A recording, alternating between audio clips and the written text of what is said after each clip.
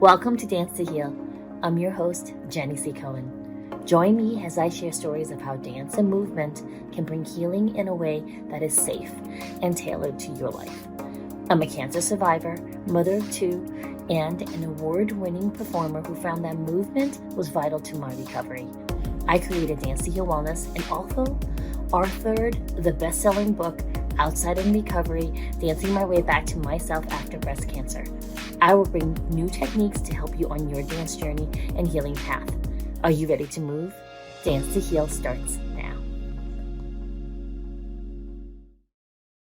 All right, so Karla, thank you so much for coming on the Dance to Heal podcast. It is such an honor and pleasure, and I'm just getting so excited because we got to spend 5 days together at podcast. Yeah, it was 5 days. I'm really happy to be here with you, and I feel the energy again. I'm like, oh, we're separated, and now we're back here and having this conversation.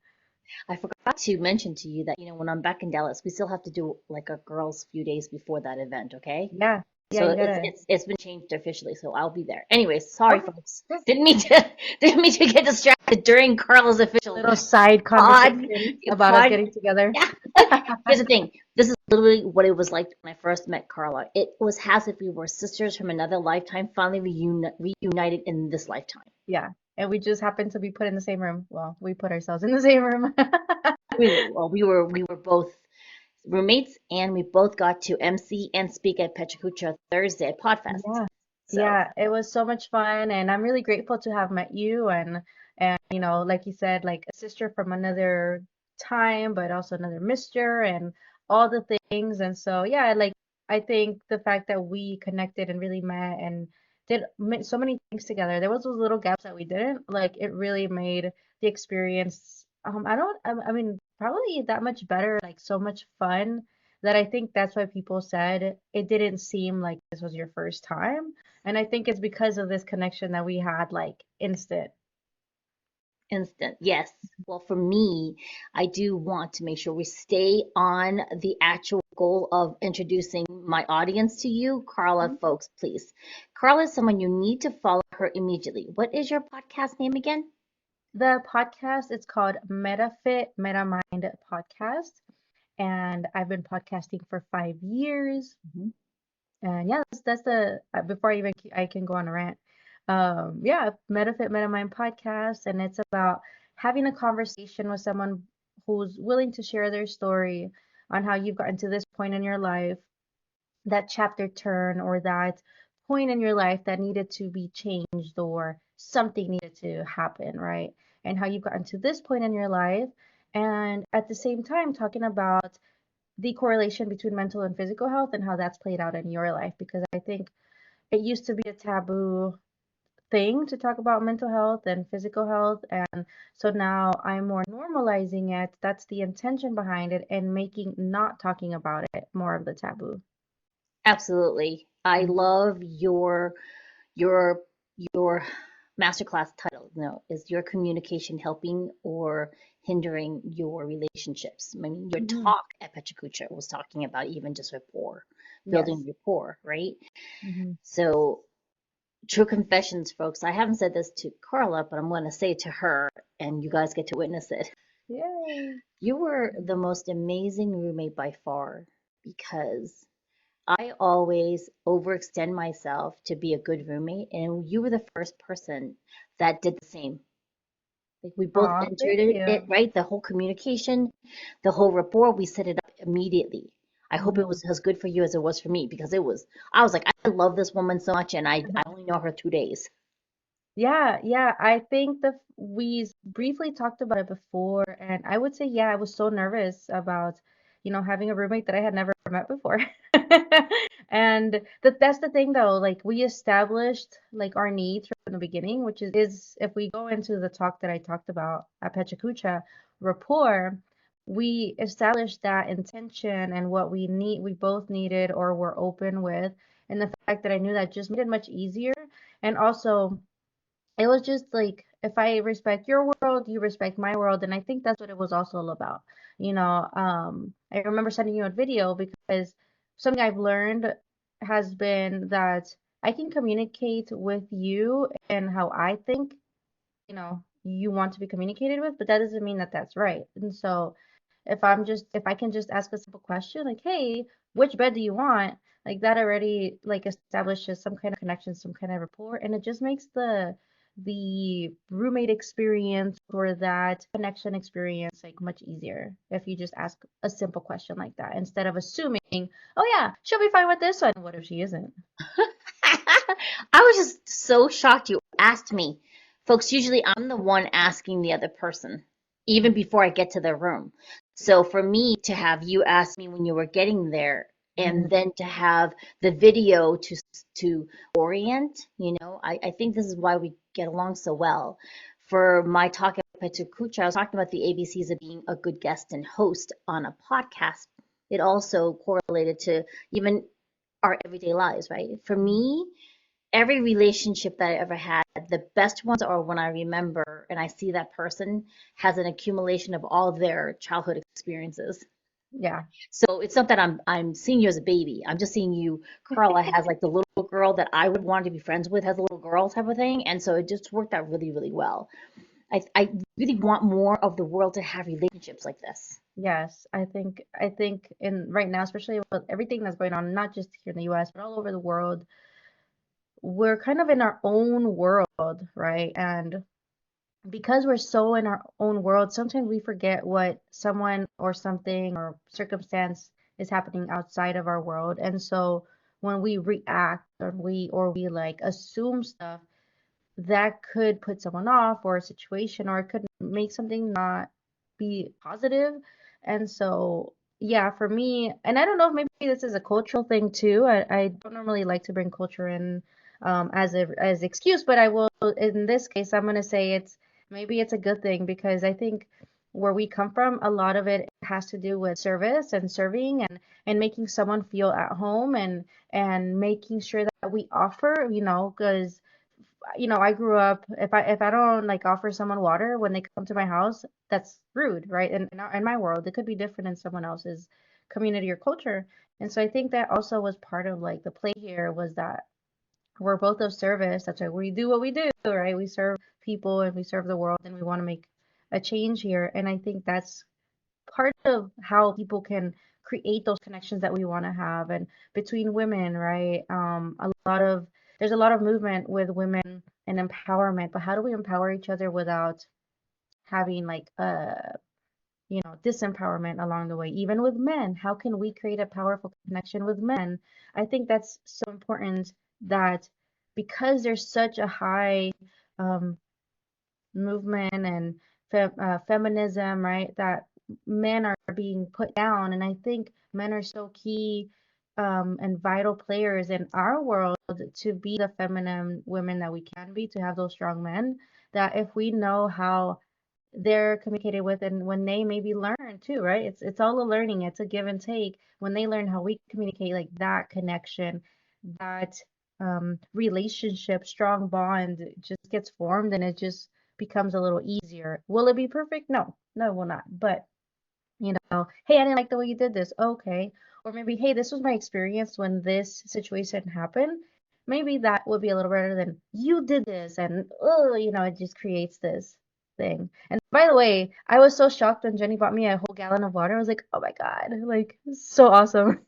Oh, I was like thinking to myself, should I have gotten an order from her from Amazon? Because that's normally what I do. I was like, oh no, I better give her some water at least. And we have snacks. We were sharing our snacks in front of Yeah. the TV. Oh, yeah. Well, good. I'm glad because Yeah.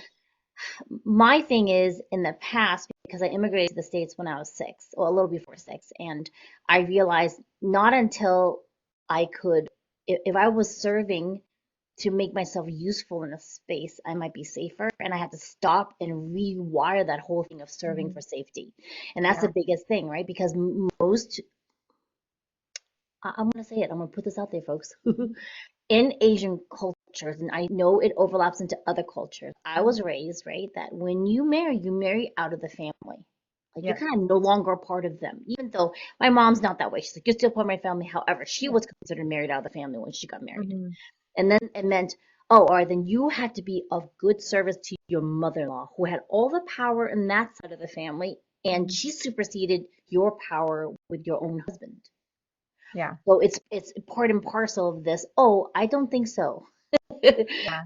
I'm marrying my husband. We're setting up our own family, Mm. and we're each other's priority, which is the biggest thing. Yes. We had to, it took us quite a number of years to figure that out because I was all, oh, my mom told me, be obedient to your mother-in-law. I was very black Mhm. and white. I was obedient to the point where I Yeah. lost all autonomy in our relationship between my husband and I. Wow. Because Yeah. my mother-in-law decided she was like first wife, then I was second wife. And it wasn't until I had my kids and I got pregnant that I was like, I'm first Uh-uh. wife and only No, wife. ma'am. Yeah, and I think it is similar, like in Hispanic culture.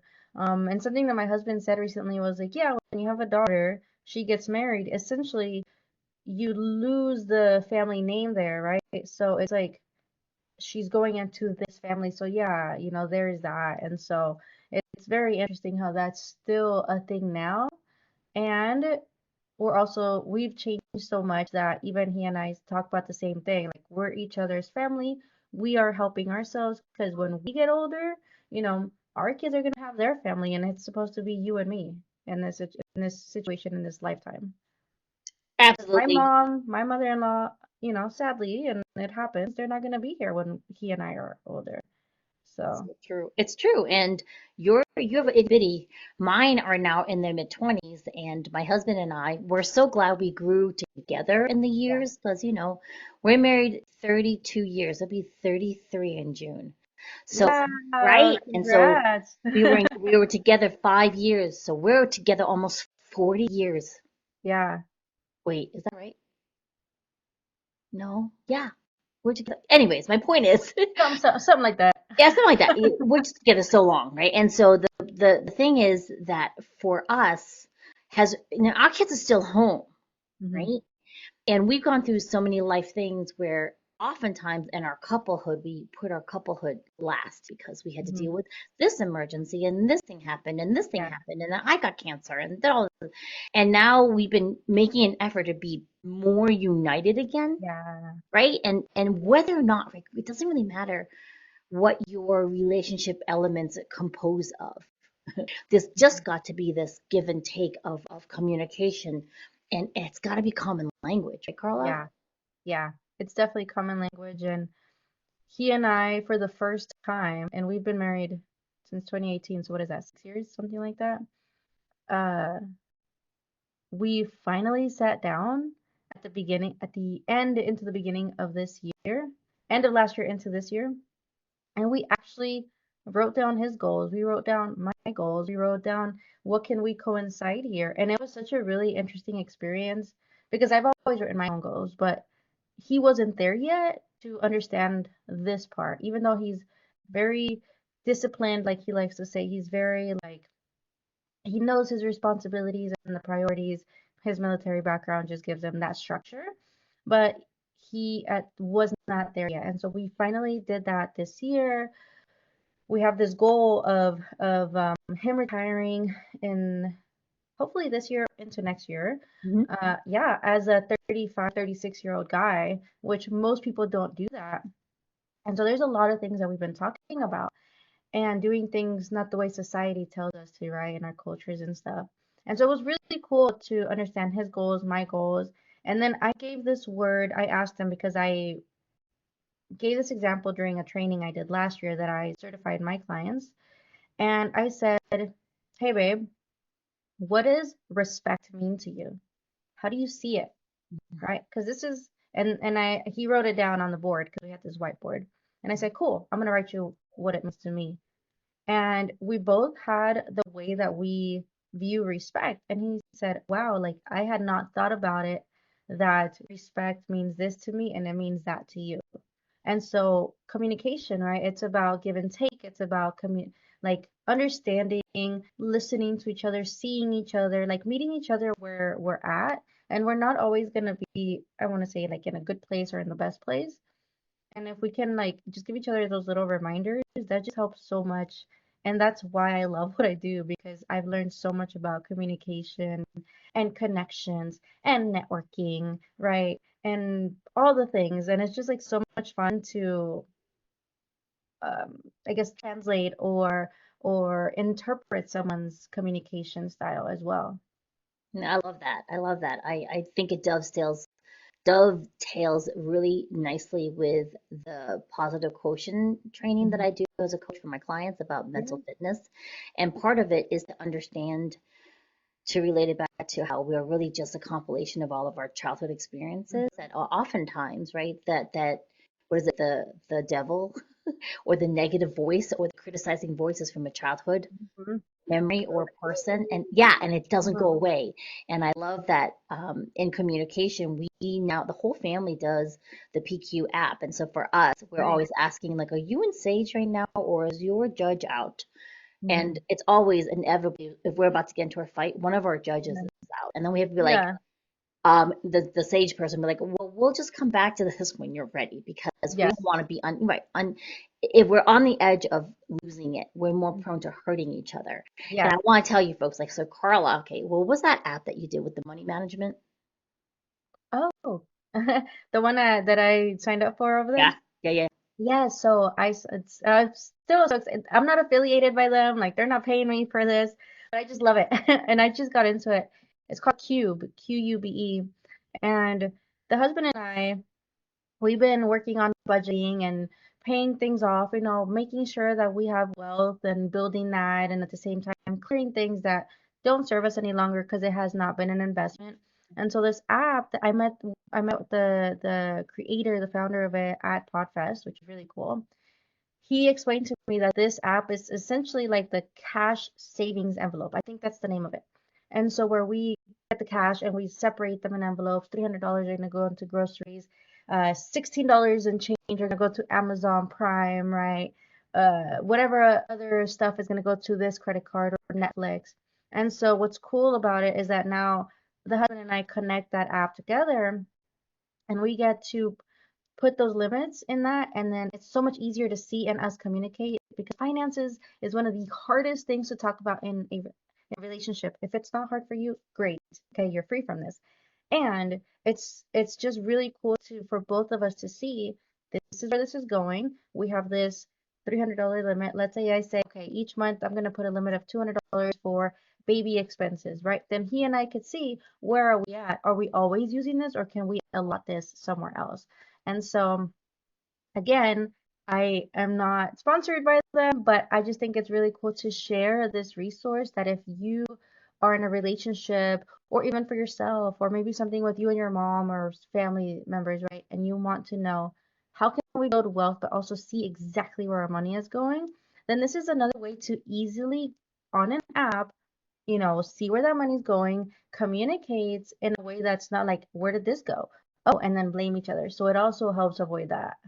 Oh, I love that. I love that. And so Carla planted that seed in my head, and then I did a really amazing 2-day intensive with Shiraz Babu for his energetic magic. And was talking Mhm. about launching for the new year, and he gave us a strategy similar to what your app thing was, and he told Mhm. us, well, he was telling the people in the class in the Mhm. workshop about taking what comes in and 20% aside in a separate account just for Mhm. taxes because you got to make sure because that Yeah. money doesn't belong to us, okay, folks? Mhm. I know. So any government, yeah, the money doesn't belong to us. So he puts it in a separate account, and then Yeah. from the money that comes in, he's like, you always pay yourself first. So you have Yes. 10% that goes into financial freedom, and then 10% that goes to play, and then 10% that goes into a Mhm. long-term savings. For example, you Yeah. need eventually need a new car or something like that, and then he has all these categories, and he was telling us about how what's most important is the order that you pay it in. Mhm. So he's always saying, always do the financial freedom one first, and then Yeah. end with bill paying. And then when you go to bill paying, it's an attitude of gratitude. Yes. Because if you're only doing bill paying, which honestly, Carla, that's all we have. My husband and I meet every week, every Sunday Mhm. afternoon, minus Yeah. Podfest weekend, but Mhm. every Sunday we meet, and it became, instead of me learning about the numbers, it became this, oh my God, I have to see how much I spent and how much we owe. It became that. Mhm. It was very negative, and it was actually affecting Yes. mine and my husband's Yeah. attitude a little bit towards each other and a little bit towards Mhm. this time that we had allotted to be together as a couple, and our kids were sitting in on it because in their Mhm. college years. Yeah. And then once I shifted this towards Shiraz. Shout out to Shiraz Babu. Shiraz's method, it completely shifted our relationship, Carl. Like Yeah. he was so excited. Yeah. It was this. We walked away feeling empowered, and I think that key, right, is to Yes. grow and feel empowered together as a Exactly. couple. Yeah, and I think something you said that's really great that people can remember is the gratitude part. Because yes, like we're in this place of building wealth and leaving a legacy and financial freedom. And sometimes when we see, oh my God, I gotta pay this bill, we start to feel this negative stuff, right? Oh my God, I have these bills, I have these bills. Well, one way to be grateful, and somehow you're like, how am I going to be grateful for paying these bills and these taxes, right? Which there is a way that you can also not pay taxes. A lot of people have been talking about it. Um, I don't know the exact method because I'm learning from one of my mentors, but what I want to say with that is that when you have gratitude, then you get to say, I get to pay this bill. I get to pay my light from my house because that gives me the ability to be here on Zoom, online, to do what I do, right? And so then you can use the gratitude there versus the, oh, utilities. Why do we have to pay utilities, right? Like, and so one of the things that I always give example of is that Tony Robbins says, where your focus goes, energy flows. And so if your focus is towards the negative, right, then you're not gonna feel true gratitude, and then you're gonna maybe see that you're losing money versus if you see it from the perspective of gratitude, then you feel more abundant, and then you are able to magnetize and attract more abundance because that's what you attract, right? So, Yeah, I love that. I love that. I mean, you're just, I feel that behind the scenes, you and I, we've gone through a lot and we don't focus on it. It becomes just a building block towards where we want, right? yes. For me, what's shifted a lot in this last year, I would really say in the last end of 2024 was, like you said, I'm always setting my sights on this future financial freedom, right? And Yeah. then lately, I've been thinking, actually, I'm already financially free here today Mhm. because I'm alive, being a breast Yeah. cancer survivor, right? I could be dead. Like I really easily could have Yeah. born at a time where they had no cure for me. And I've had Mhm. lots of friends who didn't make it from breast cancer or Mhm. had a return of the cancer that had metastasized. And Yes. so I am free now. And you are free too, Carla. An audience member, you're free right now, this Mhm. very moment. And Yes. if you increase that vibrational awareness of how free you really are, that sets you up for more success of what direction you want to go in. Yeah. Yeah. I grew up, so, if we talk about where's our focus and all the things that we've experienced, I remember growing up and my mom and my aunt they've been housekeepers for so many years, probably more than 20 years. Hmm. And I remember we would go on like little family trips and go to Beverly Hills or Hollywood because I used to live in California. And we would see these mansions and all of this, like, oh my God, look at this house. Like, and I remember my aunt would say, oh, or my mom, oh, these ricachones, right? These rich people, right? And these rich people and these gated communities. And so I remember a few years ago, I was taking my stepson, my bonus child, to his school, which is about 45 minutes from here at the time. And his school was in this more like nice, like in a nice area. And leaving the school, I was on the phone with my husband and I said, oh, look at this gated community. But it was like a negative like feeling at first. And then I said to him, wait, wait, wait, wait, hold on. Man, look at this gated community. Maybe we can one day, if we want to, live in this gated community, right? So I quickly reframed myself because I had already gone through the training and the knowledge and the breakthroughs of, no, I can have that too, right? No need to feel like those people that are in those gated communities, they've done something that's working for them and that they're happy with, and they're doing what they're supposed to do to create the life that they want. And I can create the life that I want however I want to. Now, the life we want to create is going to be leaving actually, and creating the constant or in the what do you call it, the recurring revenue and income by us having our home, but Airbnb, and then we're gonna be out in the world, like having abundance and getting to know other cultures, life, and all those things. So that's kind of life we're creating. We no longer want to be in a gated community. But that's, it's just like if you just change the little thing like that, just how you say it or how you see it, or, then that's just going to change like a lot of your perspective and feelings behind it. Oh, I love that. I love that. I think that the beauty of this particular conversation that I think we're demonstrating to the audience, but I still want to point it out just in case you missed it, is that we, Karla and I, serve because we want to in areas that impassion us versus serving for safety, because we did a lot of the work behind the scenes. If you're finding that you're looking at other people and it's not I'm so happy for them and that's possible for me way, it's the opposite, it means you got work to do. It really does, honestly. It really does. Now, I'm not referring to, like, for example, I don't remember a lot of my childhood because it sucked. Because my subconscious and my brain won't let me remember it, right? It's protecting you. It's protecting me. And because I was aware I did all that work and I have an idea of it, I don't need to remember every detail to know that it was important for me to work on the blocks I got from there. Yes. Right? And so, Karla, what's the best way for people to get in touch with you? How do they get in touch with you and work with you in the future? Yeah, so I'm on pretty much almost all of the social media platforms, but Instagram, Facebook, LinkedIn at Coach Carlita, CoachKarlita. Just message me there. You can go to the website. My email should be in there. And ask Jenny if you want to. Yeah, You can contact her and we can make a connection. you better do that. And Yeah. so, what is the number one thing you would ask people to do today, right now, to shift the ability to communicate in a way that helps them? That's a really great question. I would say ask yourself, or actually, I would say the old saying, people like you want to be treated. Ask yourself more as, I'm curious, how is it that this person would want to be treated or communicated with?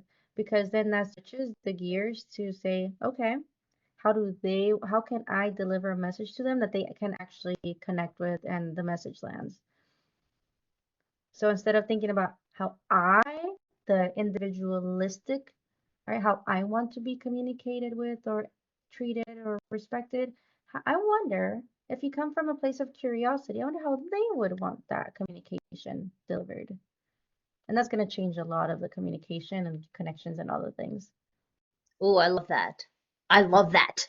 And if Yeah. you're having difficulty even connecting with that, I'm going to suggest, besides getting in touch with Karla on all of her social media, our social media platforms, on all the social media platforms, make sure you access the free class I got for you at danceandheal.com, danceandhel.com, so that once you're getting present through some of those classes that it's on that link that you type into, then you can follow Karla's advice. And before any of that, find Karla on all the social media platforms.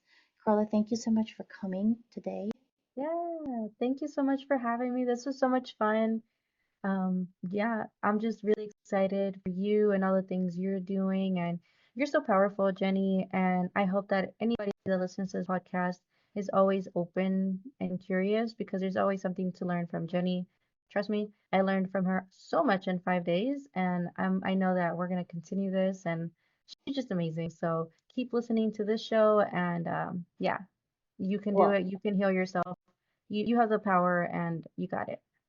yes, and remember to follow Karla on her podcast. All the links are below in the description.